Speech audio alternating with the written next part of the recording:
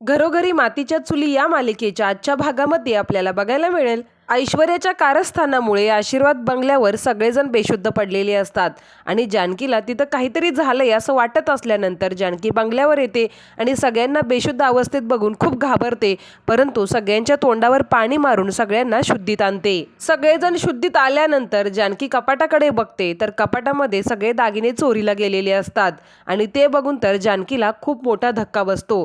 जानकी सौमित्राला विचारते, सौमित्र भाऊजी काय झाले, हा सगळा काय प्रकार आहे? त्यावेळेला सौमित्र म्हणतो, माहिती नाही, मी तुझ्याशी फोनवर बोलत होतो इतक्यात प्रेस कंट्रोलवाला आला।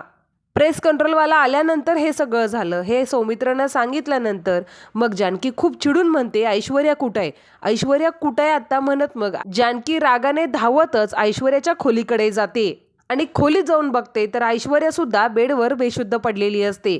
ऐश्वर्यानं नाटक केलेलं असतं। ऐश्वर्याने चोरलेले दागिने आणि प्रेस कंट्रोलचं सगळं सामान बागेमध्ये लपवून ठेवून तिने बेडवर येऊन बेशुद्ध पडण्याचं नाटक केलेलं असतं। मग जानकी ऐश्वर्याच्या तोंडावर पण पाणी मारून तिला शुद्धीत आणते आणि ऐश्वर्या पण आपण बेशुद्ध होतो आणि आता शुद्धीवर आल्याचं नाटक करत असते। जानकी ऐश्वर्याला म्हणते, ऐश्वर्या काय चाललंय हे सगळं, आपल्या घरामध्ये चोरी झाली। ऐश्वर्या मग ऍक्टिंग करत म्हणते, आपल्या घरात चोरी आणि कोणी केली? जानकी रडत म्हणते, प्रेस कंट्रोलवाला आला होता ना आपल्या घरात।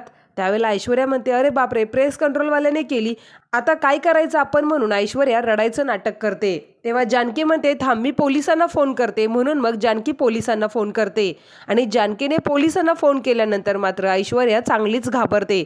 ऐश्वर्या म्हणते, आता हिने पोलिसांना फोन कशाला केला असेल आणि जर पोलीस आले त्याने उलटसुलट काय विचारलं तर हा सारंग काय ओकणार तर नाही ना।